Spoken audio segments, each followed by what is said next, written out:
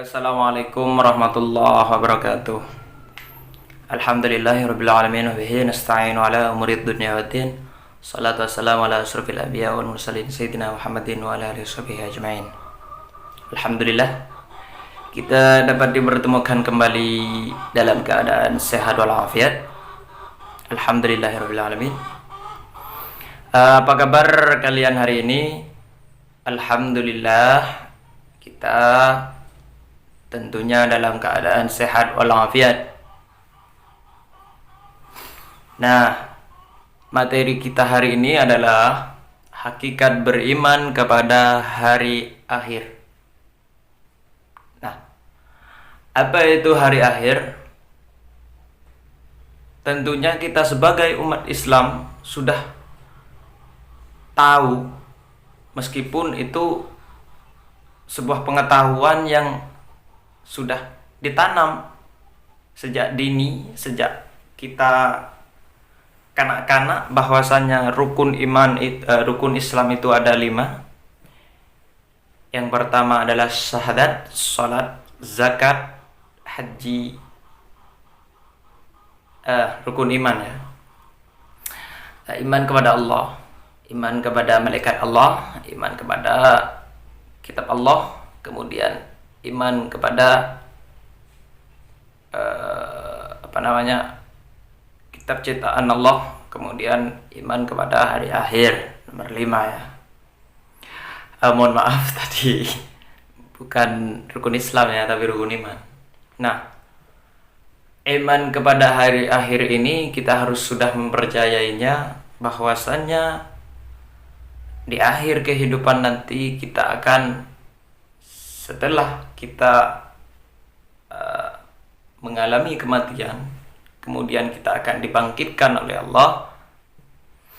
Setelah kita semua makhluk sudah dibinasakan oleh Allah, kemudian kita akan dibangkitkan oleh Allah Subhanahu wa ta'ala.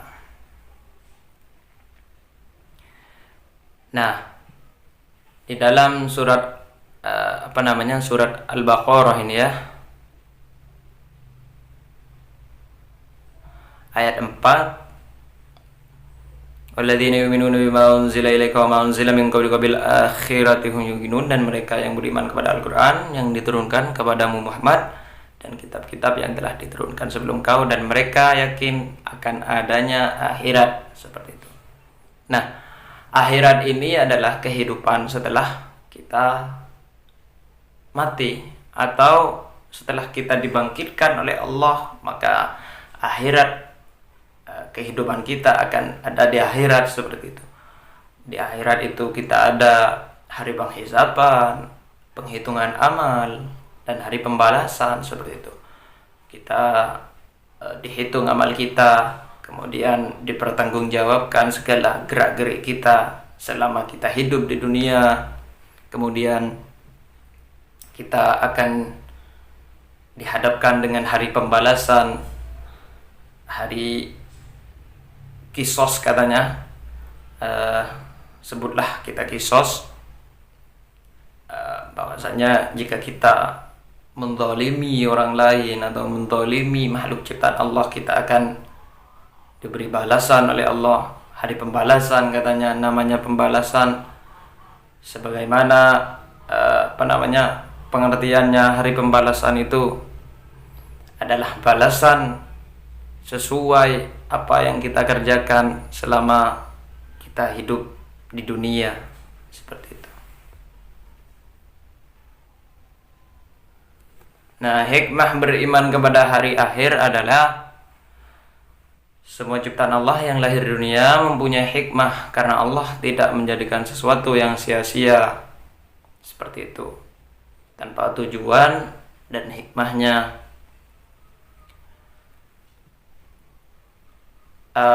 Yang pertama adalah muncul rasa kebencian yang dalam kepada kemaksiatan. Karena kenapa? Jika kita selalu mengingat-ingat hari akhir, selalu kita selalu kita beriman kepada hari akhir atau mempercayainya, baik itu dalam keadaan lengah pun kita dituntut untuk selalu, jika kita ingin menjauhi maksiat, kita harus mengingat mati dan kita harus mengingat kehidupan setelah mati, seperti itu. Nah, muncul rasa kebencian yang dalam kepada kemaksiatan dan kebejatan moral yang mengakibatkan murka Allah. Nah, jika kita selalu mengingat-ingat kehidupan setelah mati, kita akan selalu dalam lindungan Allah, dan kita selalu dijauhkan dari hal-hal yang keji ataupun mungkar. Sama halnya seperti minggu kemarin kita sudah membahas hikmah dan manfaat ihsan itu sendiri. Jika kita berbuat baik kepada sesama makhluk ciptaan Allah, maka kita akan diberi balasan yang setimpal oleh Allah, balasan yang sesuai oleh Allah. Dan jika kita berbuat buruk kepada sesama makhluk ciptaan Allah, maka Allah juga memberi balasan yang setimpal kepada kita, seperti itu. Sedangkan sedangkan beriman kepada hari akhir ini, kita juga akan dijauhkan dari hal-hal yang keji dan mungkar, seperti itu. Kemudian yang kedua adalah menyejukkan dan menggembirakan hati orang-orang mukmin dengan segala kenikmatan akhirat yang sama sekali tidak dirasakan di alam dunia ini. Nah, menggembirakan hati orang mukmin dengan segala kenikmatan akhirat yang sama sekali tidak dirasakan di alam dunia ini. Nah, timbal balik kepada kita setelah kehidupan akhirat, setelah kehidupan setelah mati, kita akan juga diberi balasan yang sesuai oleh Allah. Jika kita berbuat baik, maka balasannya akan baik di akhirat nanti. Kemudian hikmah yang ketiga adalah senantiasa tertanam kecintaan dan ketaatan terhadap Allah dengan mengharapkan maunahnya pada hari itu. Seperti itu. Maunah artinya pertolongan dari Allah Subhanahu wa ta'ala. Jika kita sudah tertanam kecintaan kita kepada Allah, maka ibadah kita selalu berbuah, yang jika ibaratkan buah yang manis dan tidak busuk, tidak kadaluarsa, seperti itu. Jika kita sudah beriman yang kokoh, kita mempercayai adanya hari akhir, kita akan ditanamkan rasa cinta oleh Allah Subhanahu wa ta'ala, seperti itu.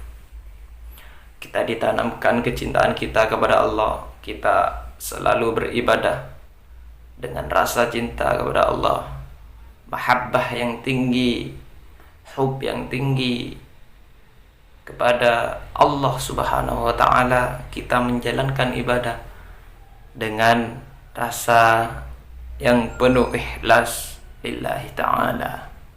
Kemudian yang keempat, hikmah yang keempat adalah senantiasa termotivasi untuk beramal baik dengan ikhlas, seperti itu. Nah, ibadah dengan ikhlas itu sudah lain. Makanya kita selalu berusaha untuk beribadah secara ikhlas, karena kemurnian ikhlas lillahi ta'ala ini memang dituntut dalam kita menjalankan ibadah. Kita harus menjalankannya dengan ibadah yang ikhlas lillahi ta'ala, murni karena Allah, bukan kita ingin dilihat oleh orang lain, bukan seperti itu. Kita ingin terlihat baik di hadapan mereka, bukan. Akan tetapi kita harus murni ikhlas lillahi ta'ala, seperti itu. Kemudian yang kelima adalah senantiasa menghindari niat-niat yang buruk, apalagi melaksanakannya. Nah, kita akan dijauhkan dari hal-hal yang tidak diperkenankan oleh Allah, hal-hal yang dilarang oleh Allah Subhanahu wa Ta'ala. Kita dijauhkan dari hal-hal yang maksiat, kita dijauhkan dari hal-hal yang keji ataupun mungkar seperti itu. Maksiat bukan hanya kita memandang atau menyentuh orang lain yang bukan mahramnya. Maksiat juga ada dari telinga, maksiat mata, dari lisan kita, bagaimana kita cara mengucapkan hal-hal yang baik ataupun tidak melontarkan kata-kata yang kurang baik seperti itu. Kemudian yang hikmah yang keenam adalah menjauhkan diri dari asumsi-asumsi yang mengkiaskan apa yang ada di dunia ini dengan apa yang ada di akhirat. Nah, kita tidak boleh memperbandingkan kehidupan dunia dan kehidupan akhirat seperti itu. Hikmah yang keenam, kita akan dijauhkan dari asumsi-asumsi yang kurang baik seperti itu, atau membandingkan atau mengkiaskan kehidupan di dunia ataupun di akhirat nanti. Saya hidup di dunia, semisal ada orang yang mempunyai pikiran seperti ini, saya hidup di dunia sengsara apalagi di akhirat. Nah, itu adalah contoh yang kurang baik. Dan hikmahnya kita beriman kepada hari akhir, kita dijauhkan dari hal-hal seperti itu. Mungkin bab ini sudah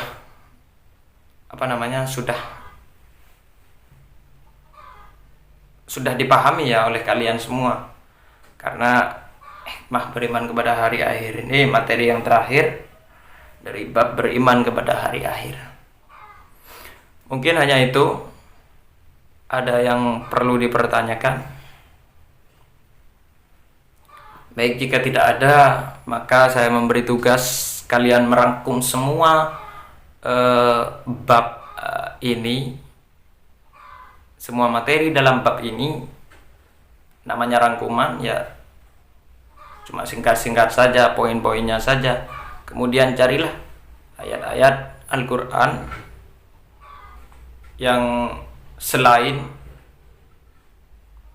yang saya sebutkan tadi, yang ada dalam materi seperti itu. Contoh ayat-ayat Al-Quran yang lain jika kalian mengetahuinya, seperti itu. Nah, pengumpulan maksimal tugas ini adalah jam 10. Sekarang masih jam setengah 8. Jam setengah 9. Nah, jam 10 kalian sudah harus mengumpulkannya kepada saya. Saya tunggu di kantor. Mungkin hanya itu yang dapat saya sampaikan pada pertemuan pagi hari ini. Semoga ilmu yang kita dapat bermanfaat bagi kita maupun bagi orang lain. Baik, sebelum kita mengakhiri pelajaran pagi hari ini, kita terlebih dahulu membaca doa kafaratul majlis. Bismillahirrahmanirrahim. Subhanakallahumma wa bihamdika asyhadu an la ilaha illa anta astaghfiruka wa atubu ilaik wa atubu ilaik wa atubu ilaik. Wassalamualaikum warahmatullahi wabarakatuh.